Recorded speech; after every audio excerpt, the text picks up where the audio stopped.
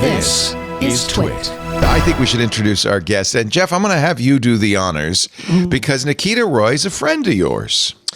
Well, we're all in the journalism world. Nikita Roy is brilliant. I've known Nikita for, a couple of years now, and has made a real name for herself at Newsroom Robots Lab out of Harvard. And we like Harvard, by the way. Now. We love Harvard. We like Harvard now. Even as a Yale man, I love Harvard right. now. And about AI in newsrooms. And is really bringing along the stupid in our field to try to make them smarter and highlighting the smart in our field, and they do exist. So welcome, Nikita. Welcome, Nikita. Great to have you. Thank you. So great to be here with the podcast superheroes. I'm sorry I didn't have your image, or I would have added it to the action pack. Do you have one yet? Did you make one, Nikita, of yourself? I did. I just did not like the way it made me look. So I'm not publicizing it. You see that I swallowed my pride because it added 20 pounds. But maybe that's it. AI adds 20 pounds. That's the new. It did. Did you use that selfie we all took that one time we met up? I was about to say, because it had the shirt you're wearing now. Yeah, so. no. It was the only one picture I had of the three of us together. And Nikita, had you been there, which you should have been at our lunch in New York City, we would have had you in there too.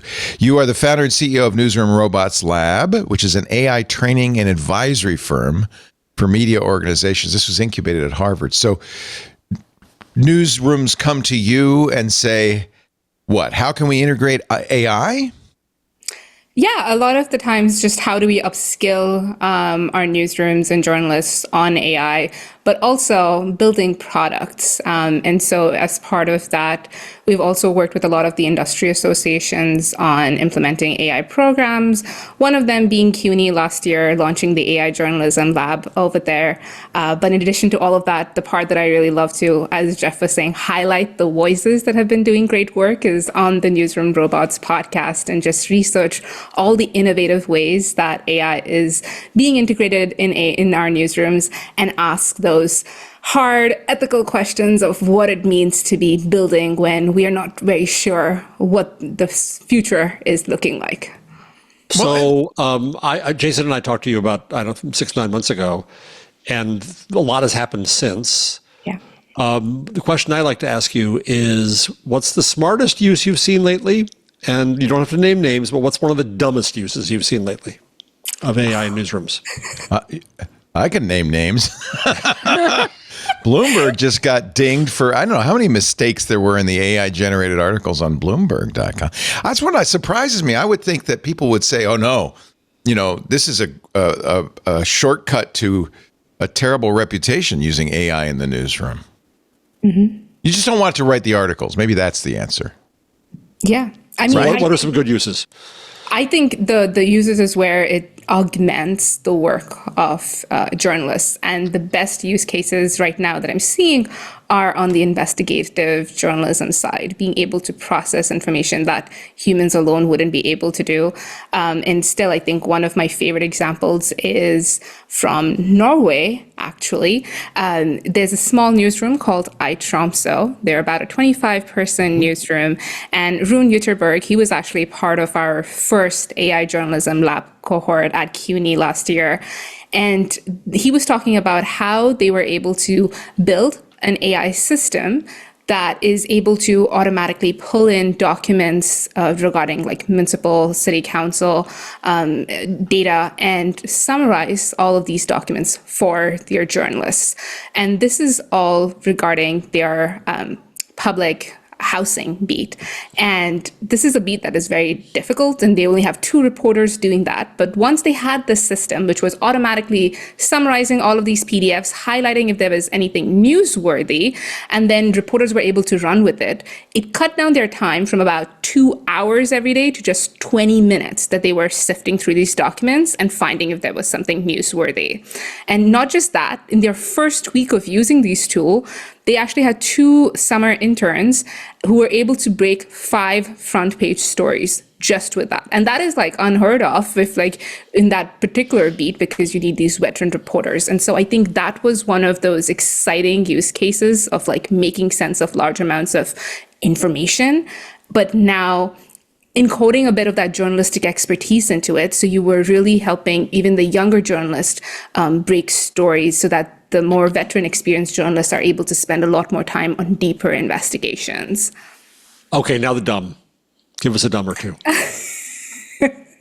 And you don't have to name names. It doesn't have to be a newsroom. Examples of things you shouldn't do with AI in a newsroom.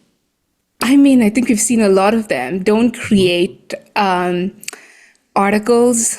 Even if it's like AI avatars. sports reporting or financial reporting, where it's just kind of a mechanical thing. I mean, that's the justification I think CNET uses, that no reporter wants to write these. Yeah. Oh, I mean, AI-generated articles are already a thing, and it's been happening for over a decade. Yeah. But don't assign bylines to something and to an AI avatar. Yeah. That for a person that does not exist. Don't imply that a human made this. Yeah. And don't create an AI avatar, a human-looking photo. Say that it's AI, and I think it's okay for it. And also, don't make those avatars your only example of diversity in your newsroom. Yes. Which has happened. Oh, that's tacky. Yeah. Yes. It's been done. Definitely. So I think AI generated articles is something that has already been happening in our industry, and we'll see it happen a lot more. But it's just, let's be clear about when AI is being used and how it's being used. I think it's interesting that your podcast is called Newsroom Robots. Because that implies there's robots involved. Why did you choose the word robots? That's a good question. And I think a lot of this stemmed from, it's not just AI, but I think we're going to be seeing a lot of more robotics coming into play, and this conversation of just where AI and technology will intersect. Sometimes when I was playing around with ChatGPT, and at that time Midjourney, and what would a futuristic newsroom, it was like having all of these mini robots everywhere, and that's how it was creating this image. And they're cute, right? They're not. I love robots. that. They're cute robots. It is. But I think it's just an example of it's not just AI versus it's not humans versus the machines. It's like humans and machines together being part of that future. What does that look like? And so Newsroom Robots is kind of that name there. Paris, have you used AI to help summarize documents or scrape them or? No, but I certainly know it's a use case. I think if you're looking at incredibly large volumes of documents, I could see how that would be useful. My main use of AI in my daily workflow or weekly workflow is using kind of WhisperKit transcription tools. But that's mostly because even when I'm working with kind of a large amount of documents, that's typically just in the hundreds. I'm not typically working in the thousands, which I think the sort of volume where AI becomes particularly useful. So Nikita, let me ask you this. Matthias Döpfner, the head of Axel Springer, said about a year ago that he said it out loud. We're going to replace journalists with AI. We're going to get rid of some journalists with AI. That's what we're going to do. What nervousness do you hear in newsrooms at the rank and file level? Is that real, or do people dismiss that kind of talk? I think it is difficult for people to completely say that jobs are going to look the exact same as they do today. And I think that's, if you look at past technological disruptions, we look completely different from what a print newsroom looked like. Oh, yeah. And even the digital newsroom evolved quite a lot during social media. And AI is just as big as an infrastructure shift. And so I think it's very difficult for people to agree and say that these jobs are going to be the way they are, the newsrooms are going to look like the way they are. But I think one of the key things that every single newsroom, and especially the big newsrooms like Guardian and everything, are talking about the purpose-driven use of AI. So it's not just, let's just replace as many jobs as we can and put AI in there. How is AI helping with human judgment and helping the journalistic expertise over there? But I think there is a difference between just an AI writing an article and what a journalist brings to their story. And in a world where there's going to be a lot of AI generated content, that journalistic expertise, that human rigor is always going to be able to stand out. There is a threat, though, to humans, which is the AI aggregator. One of our people in our Discord, Dr. Do, says he likes particle.news, which is an app for the Mac and the iPad which aggregates stories. This is the website, aggregates stories, and then you don't actually visit any of the sites. You just read the stories, the summaries.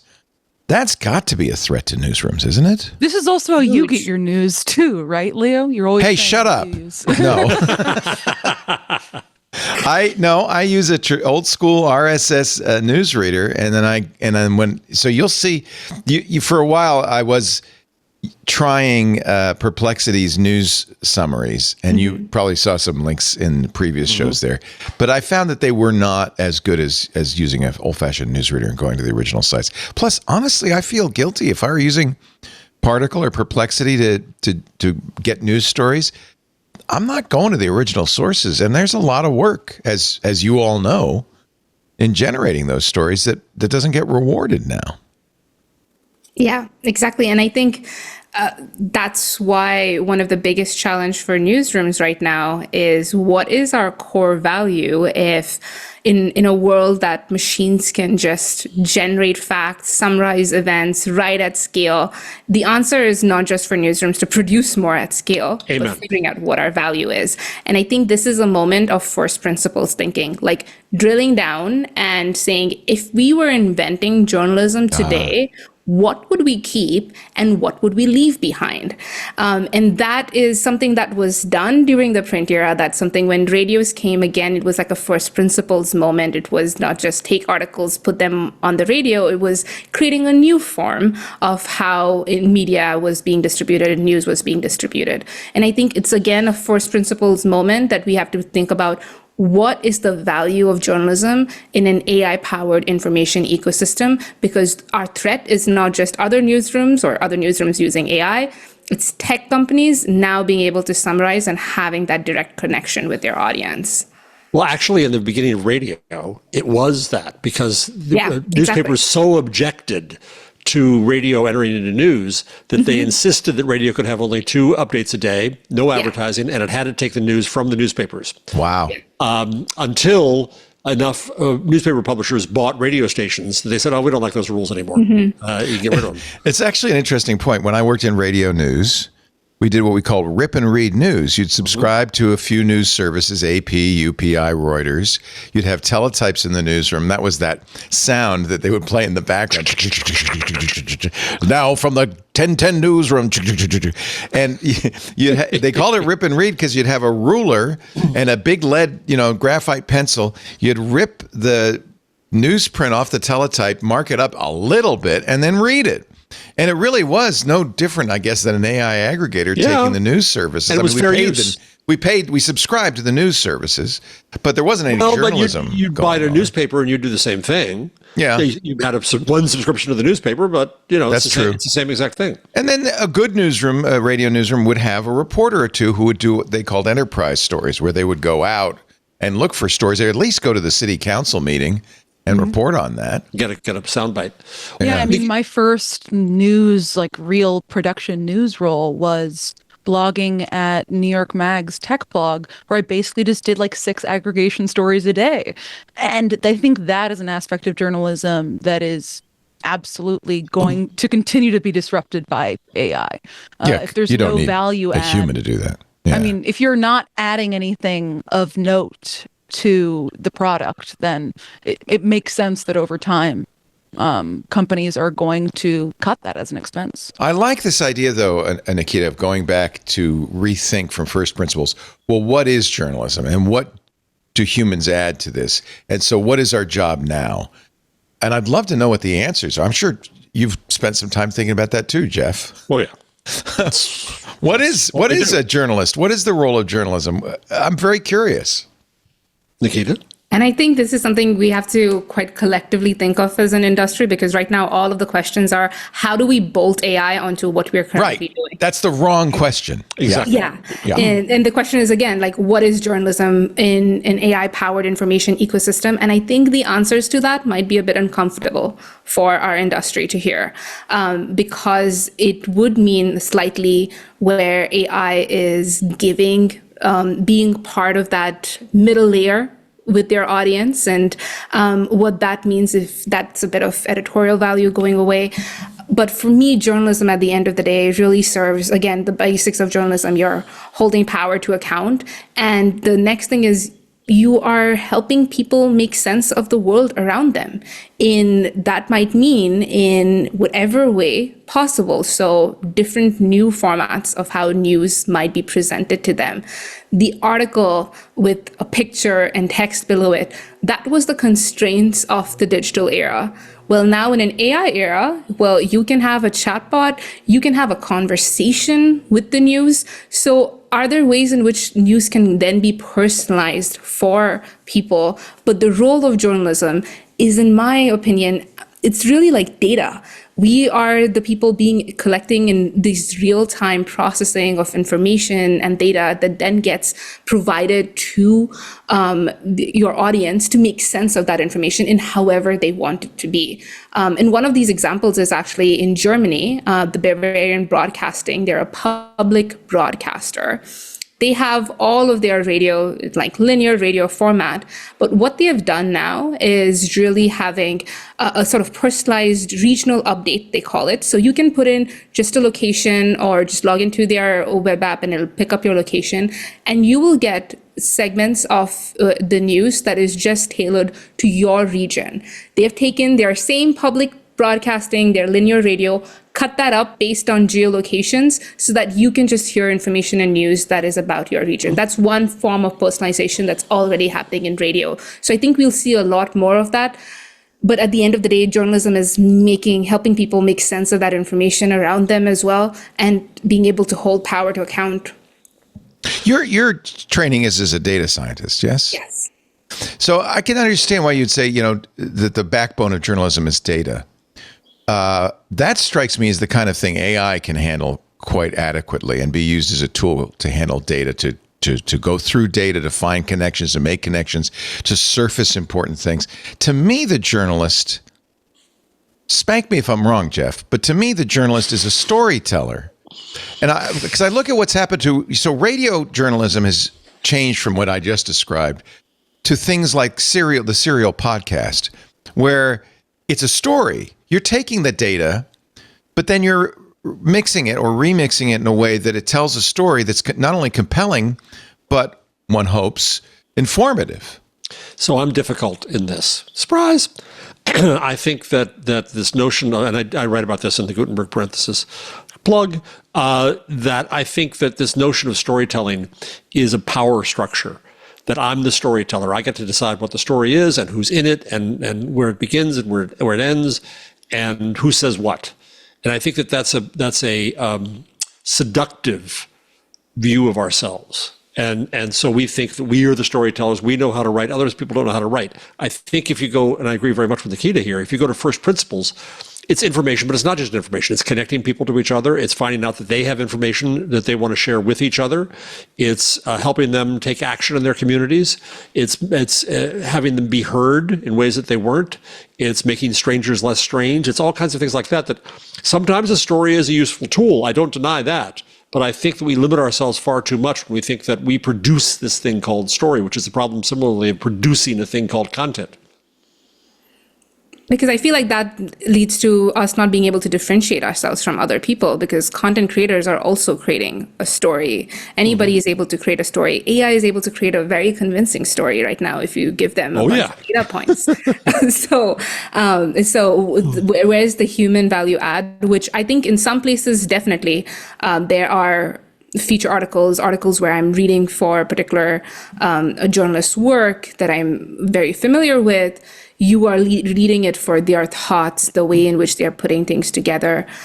But fundamentally, when you just strip everything out, what is that new information that gets added into the world? And journalism is providing new context and that new information in real time, which no other industry is able to do at that level.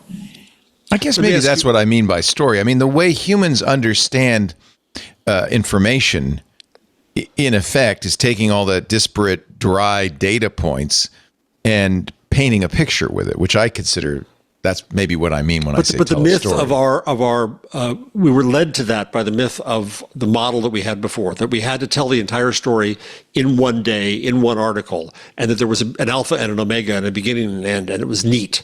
One great thing about the web is it takes away that neatness and says that it's a continuing, constant flow and that it changes all the time.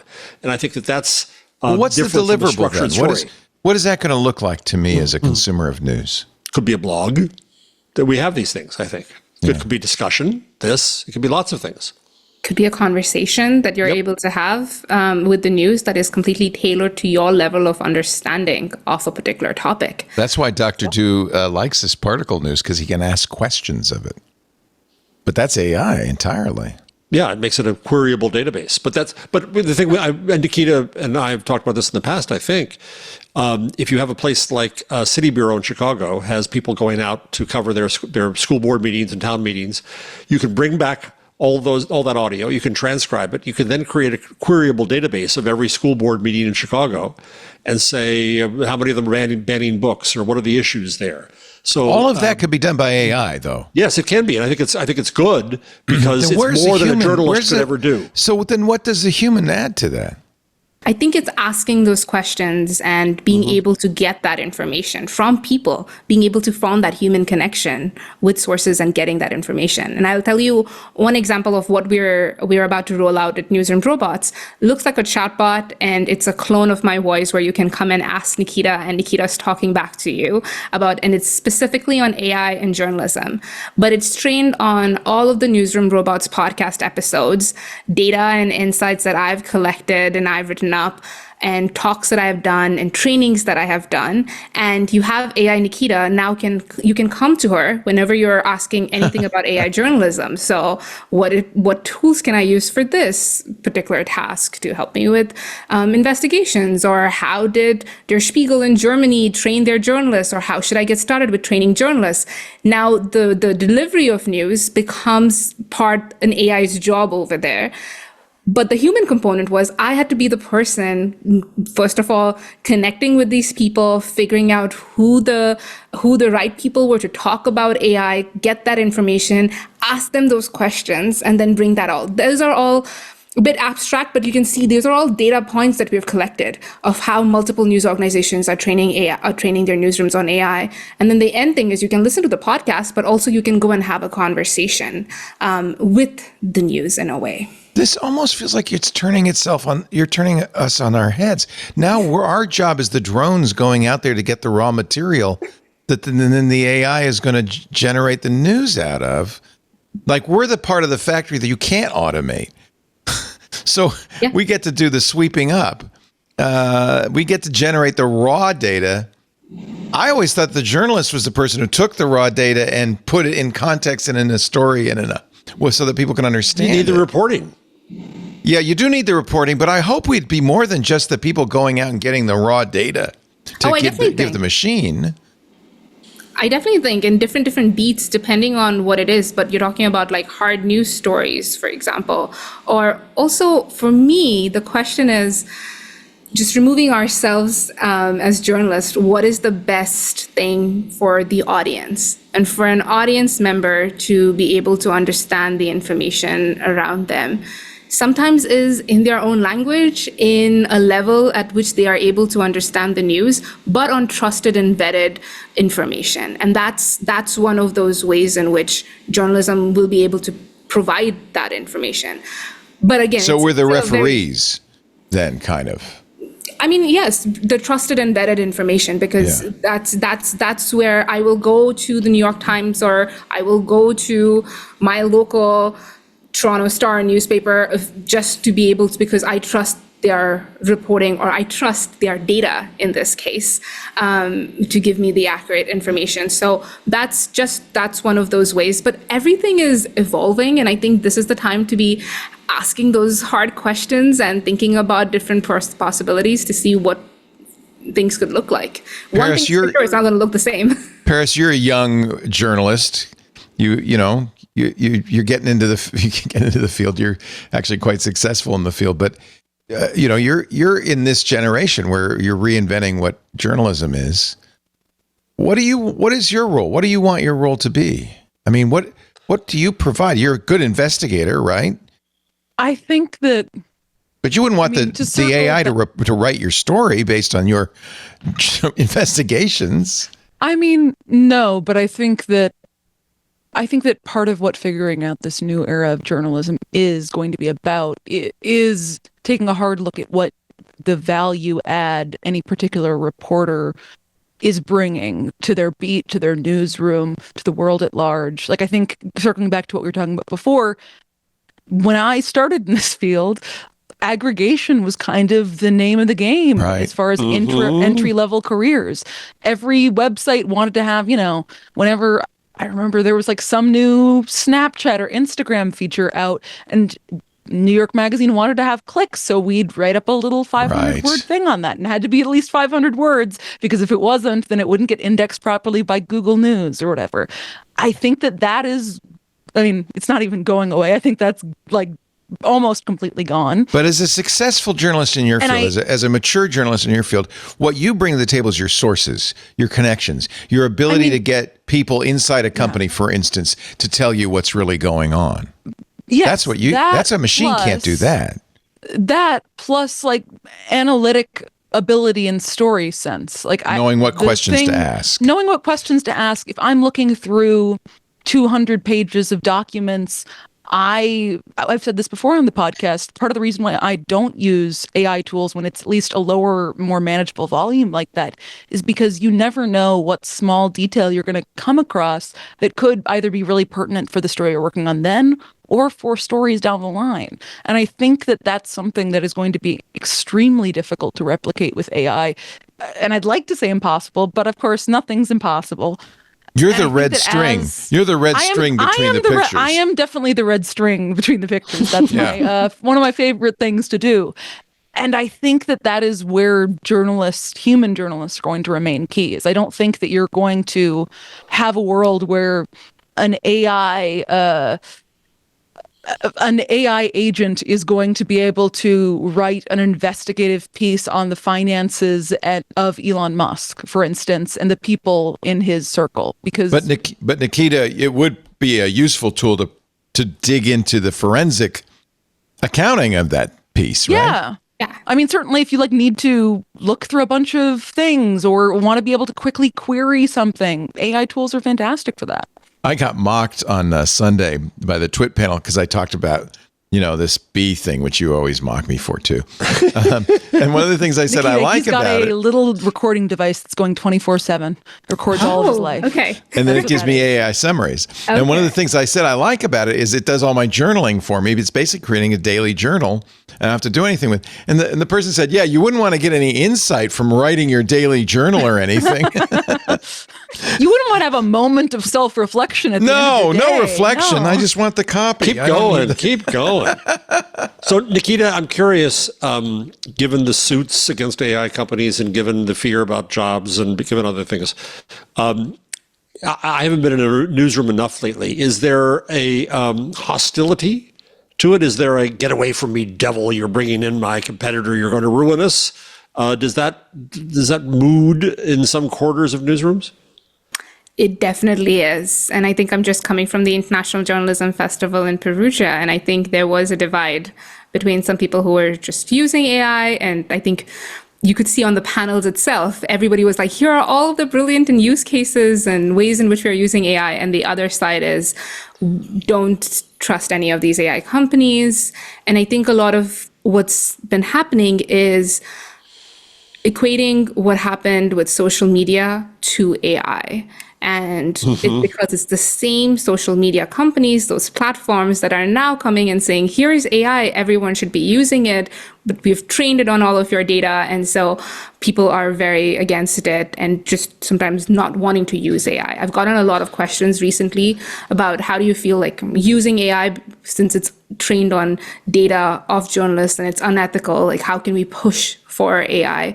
And the biggest thing I always talk about is AI it's not a platform. It's not like social media. It's more and more becoming a utility, like electricity. And it's especially with open source models, and I think that's one of the big things that it was the DeepSeek moment, was it's showing that open source models are coming to see that models are becoming a commodity, and it's something that's going to be everywhere, whether we like it or not. And we have to be able to understand how to use AI and exactly how it's going to disrupt our news business. And so that's definitely a huge divide that's still existing in the industry. Well said. Yeah, I guess you need to tread carefully because after all, you don't want people to lose jobs. Yeah. And I think that's a big concern people have. So you need to find a way that the human and the AI can coexist. Or is that what we're reduced to?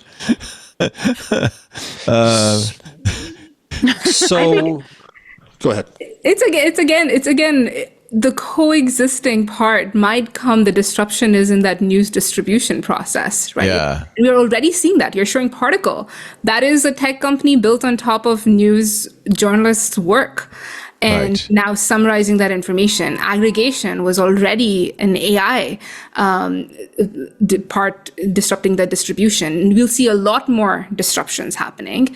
And that's where I think AI is going to be there. But AI is, as Paris was saying, her connections with the industry, her sources, those conversations she has in the hallways, like that's something that AI is not going to be able to pick up, and nuances when somebody's speaking that it would be able to pick up on.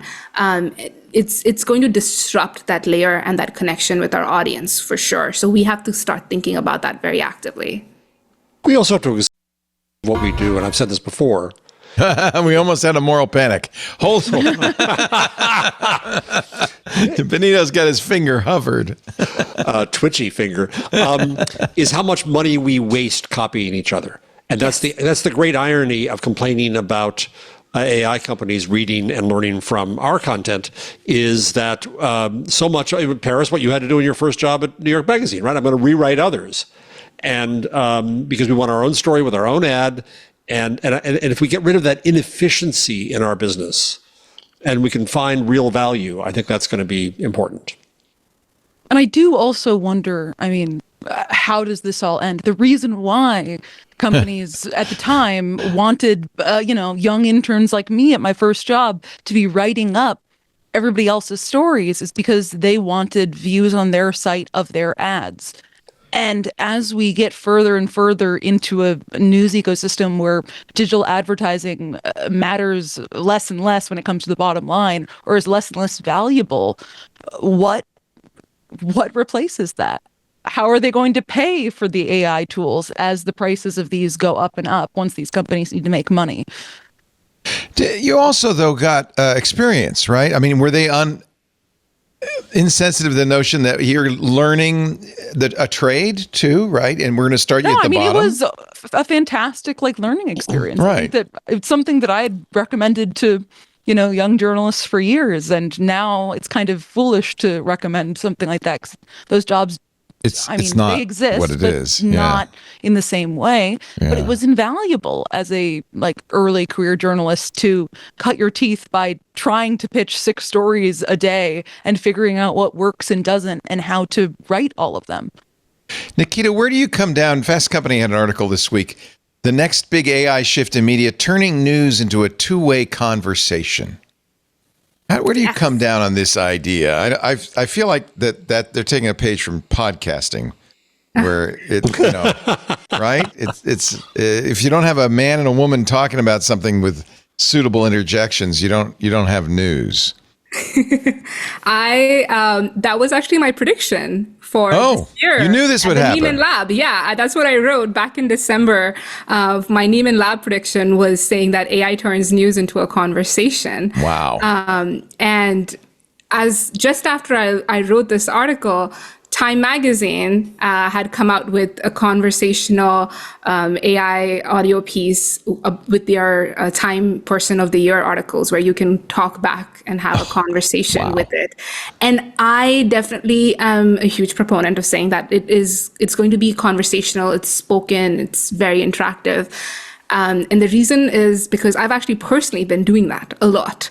If you go to ChatGPT, you can go to the voice mode and have a conversation with ChatGPT, which I do all the time. If you go to Perplexity, which is often my default when something major news story breaks and I want to just get a quick rundown on what's happening, I go and talk to Perplexity and I can be like, dumb it down for me as a 5-year-old and explain what's happening with the tariffs or something like that. Because it's having all of that vetted information from across the internet, and sometimes you just need to be able to understand what's happening, it does a really good job. And I've been playing around this with over a year now.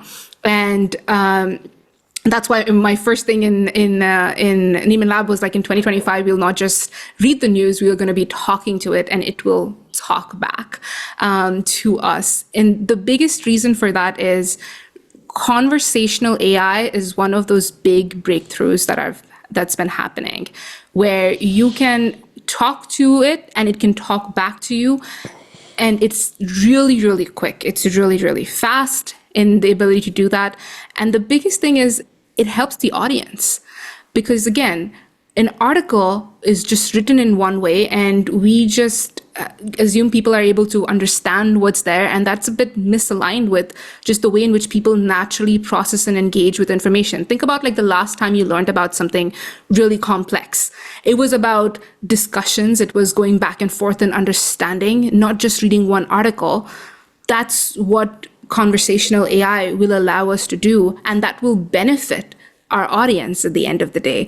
It's again all based on the work that we do, but we are now moving from just one-way listening on podcasts to going back and forth and having a conversation that we could. Do you think people want to? That sounds like a lot of work. I mean, I know you want to do it because you're smart, but do normal people? I mean, isn't going back to radio why 10-10 wins did so well? What was the slogan, Jeff? Give us 10 minutes, we'll give you the world. Give you the world, yep. We don't have to do any work, just 10 minutes, and you'll know everything that's going on. Bye-bye. Yeah, but a lot of times people are just like, how does this apply to me? Or what can I do with this information? And think about people just talking to their Alexas. And right after this article, Amazon had signed a deal with Reuters to be able to integrate it in their new Alexa. And Google Notebook LM had their podcast feature, AI-generated podcast features, and they had introduced right after this a way in which you can interrupt the podcast host and ask questions back. Yes, yep, right. Played with Just what I want. Don't interrupt me. So I think it's just a way of thinking of what opportunity does this technology present to us? And it's not just using AI to create AI generated articles or AI audio overviews through a podcast, like an AI podcast, but it's how do we help people in making sense of the information? A lot of this was actually stemmed also from a conversation that I had with Agnes Stenbaum from Shipstead on the Who's podcast. the greatest? Yeah, she's incredible. They do a lot of thinking about the future of news, and they brought in Gen Alpha basically into their newsroom, paid them, started telling them to imagine what the future of news could look like. Gen Alpha is an AI native audience, right? And they came up with one of those futures where they had like a news companion that could help them make sense of the information and be a sort of compassionate guide when they are overwhelmed with the news, when the news is really overwhelming. And that again got me thinking of what that interaction could look like. And again, Gen Alpha is one of those, once they turn 18 and become adults, and you'll see a huge shift in news consumption patterns that will start to arise because of Gen Alpha, who are already very comfortable with interacting with AI companions and AI bots. I was over optimistic. It took them 22 minutes. It was 22 minutes, which means... Newswatch never stops. This is WINS. Give us 22 minutes. We'll give you the world. That's 22 a lot of minutes. time. But Yeah. of course, there were 18 minutes of ads in that 22 minutes. So I wasn't too far off. That's encouraging. If you really think that the media consuming public wants to do that, wants to dig deeper, wants to understand, Joshua Rothman in his piece, by the way, he agrees with you in the New Yorker last week, He said, really, that's the future of news. If AI doesn't kill it, it'll give us a chance to query it and talk about it. And he says, I could ask it dumb questions I'd be afraid to ask anybody else and learn more. If people really did want to learn, obviously that's a great way to do it. We're all back in the classroom, you know, at a university every time we read a news story. I don't know if people, I don't know. Do people really want that? I hope they do. We'd be a much more informed electorate. Yeah, I'm curious as to how the this impetus to I can understand from at least a journalist and people who work in this area. Yeah, you're the type that's asking those questions. We'd want to be like, of course, Yes. yeah. Consumers Tell me want more. to interact with news and reach out. But I feel like, especially in the social media era, the way that most passive consumers come across news is passive. They come across it in their feeds shared by people in their network, and that's kind of how they interact with journalism. Have you, I guess, noticed at all in your research in this that use of these AI chat tools, are people more prone to be asking about the news? I think what we've been seeing has just been all of these chatbot experiences that newsrooms are having. And one of those great examples is actually from Aftonbladet. They created like an EU election chatbot. And when it's something very specific about a particular topic, people were more likely to go and have conversations with it. And they had a huge success with that. And I think this is just as we are evolving, our audience is evolving in their habits and behaviors, and the technology is still evolving. And so the whole thing that conversations lead us to do is being able to architect understanding of an information and a topic. And it's not just creating a conversation, a two-way conversation, but how do we now design a news experience with that new technology?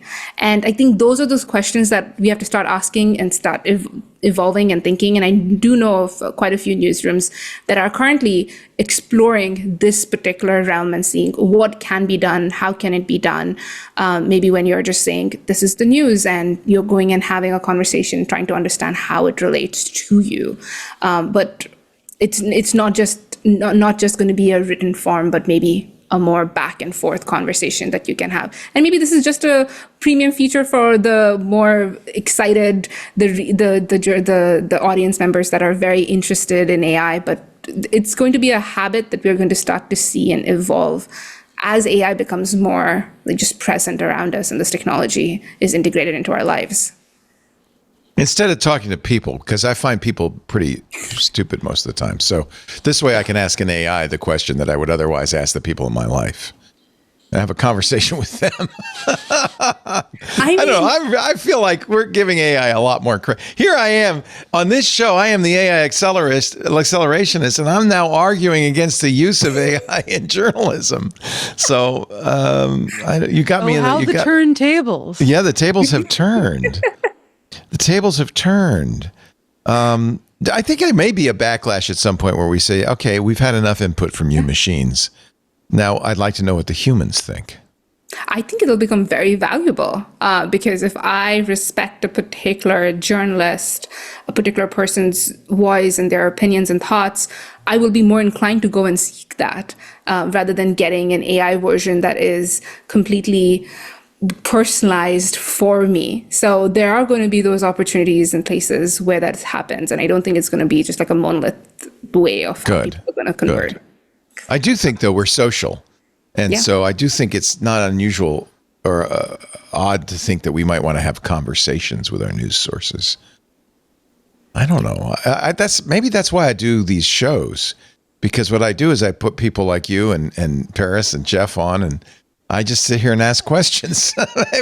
maybe that is why I do these shows. Yeah, that's interesting. Yeah. Jeff, you taught you're teaching a generation of new journalists. I was very surprised. Joshua Rothman said there are only 55,000 journalists in the United States. That's fewer than DoorDash drivers in New York City. I'm frankly surprised there's that many. Yeah, I am too. Yeah. Well, only half of them are making a living, but it's a small profession. Do you encourage people to get into it, Jeff?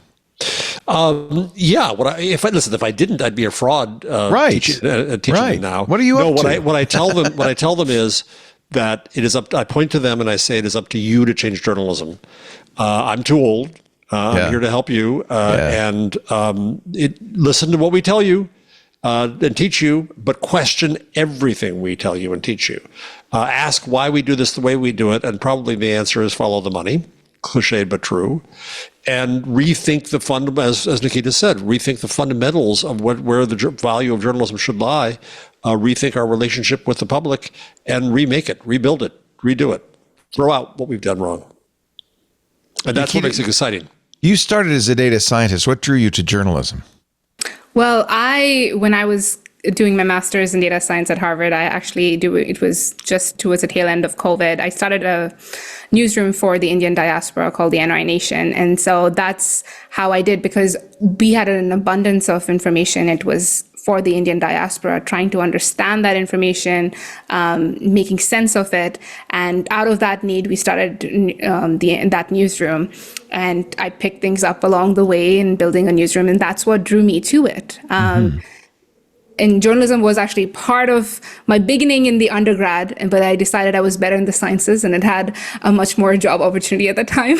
So I stuck with You've it. combined them both, which is brilliant. So yeah, I know. So it's been really great in that way. But I think the part about AI and journalism and why I started Newsroom Robots back in 2023 was because all of the conversation that I was seeing at that time was about, will AI take away the job of a reporter? And I was like, it can't.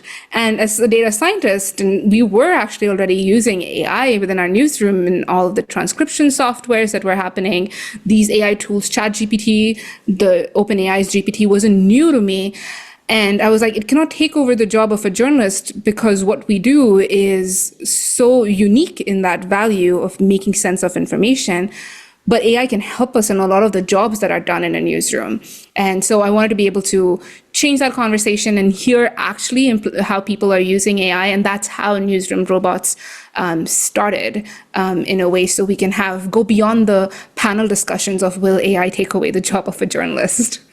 It's interesting you started as a niche journalist. Yes. Because I do think that is one area. Certainly, we're a niche podcast, right? We speak to a very niche audience. And I've made the last 20 years that my business of serving a very specialized audience. And I found it much easier. I used to do general talk. I found it much easier to serve an audience that was small, that I knew well, that I could serve better because they weren't a general audience.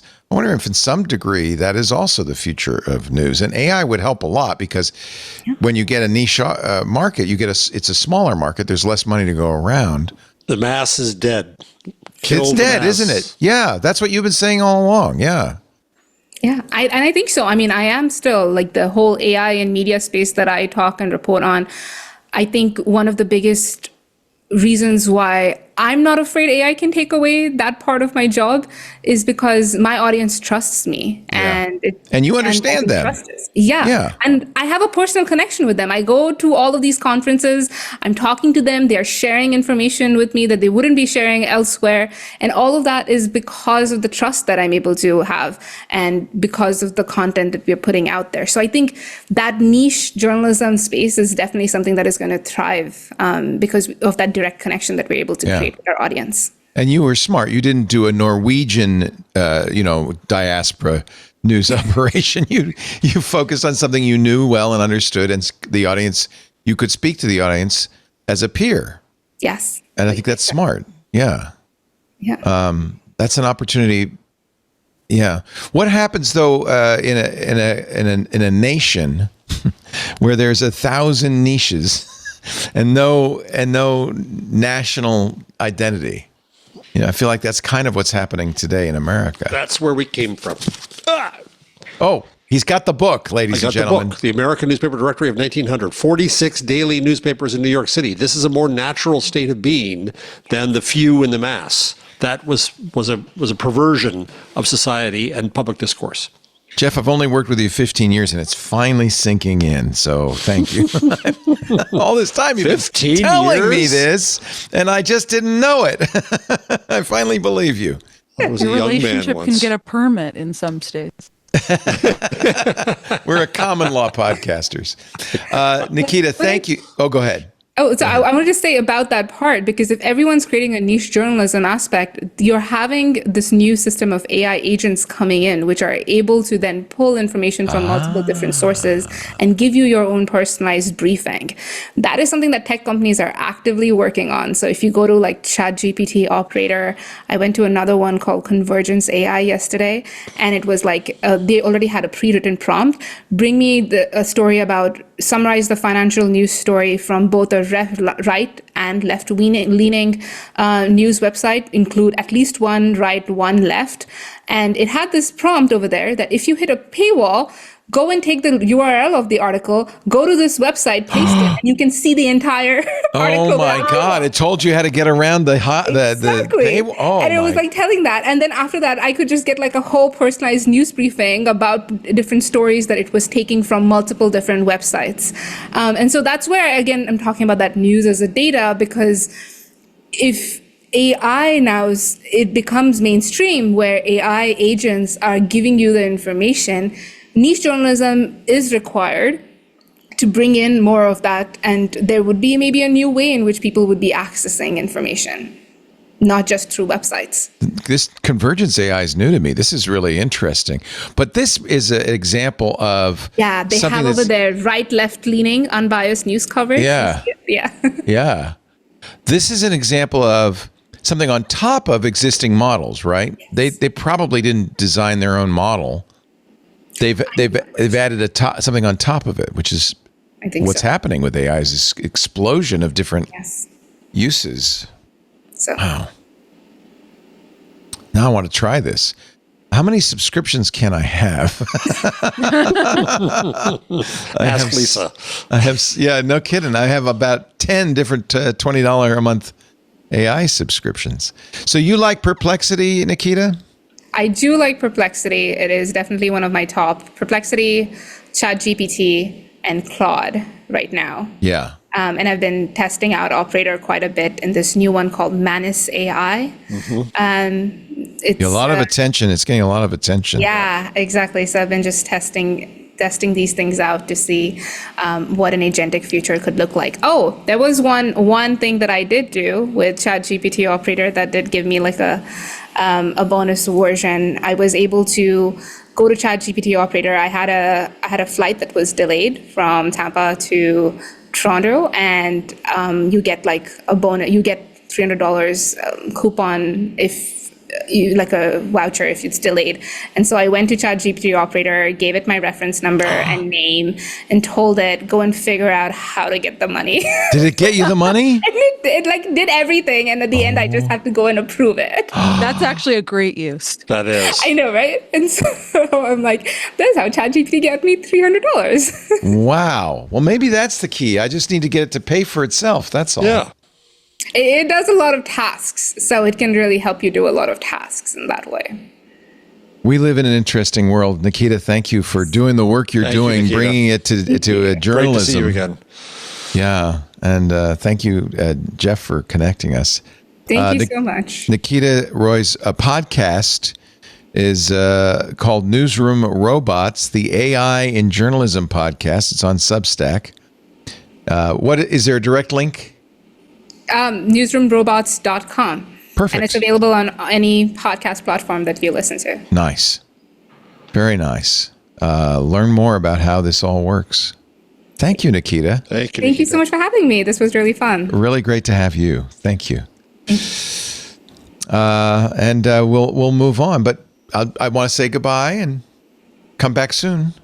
Yes. Okay. Thank you so much. Thank you. Bye. Thanks, Nikita. Appreciate it. We'll take a little break and come back with AI news and beyond. You're watching Intelligent Machines. The whole gang's back together. It feels like it's been ages since we've had everybody. Yes, it has. Paris Martineau is here, back from Europe. From Paris. That's from true. Paris. Jeff Jarvis, back from the Salem witch trial. Mm-hmm. We all believed that you would float. We decided you weighed more than a feather or less than a feather. Listen, it's beyond me, but I can't figure it out. Well, when I took swimming lessons, somewhat against my will when I was a young man, did I tell you this before? No. So I wasn't very good at it. And then I remember the teacher came out to talk to my mother one time, and he said, "Mrs. Jarvis, your son is very buoyant." Were you like, it's all the hot air? It's all the hot air in his head. The getting the thing from the bottom of the pool. Why did you put it there, bozo? And I wouldn't have to get it. I can't get it. Trick, put your legs above your head. We will have more in just a little bit with our esteemed panel and the AI news as well on intelligent machines. Hey, it's Leo Laporte. I hope you've enjoyed this little clip from our programming at TWiT.tv. For more, visit our website, TWiT.tv, or subscribe in your favorite podcast client. There's also a link somewhere down there.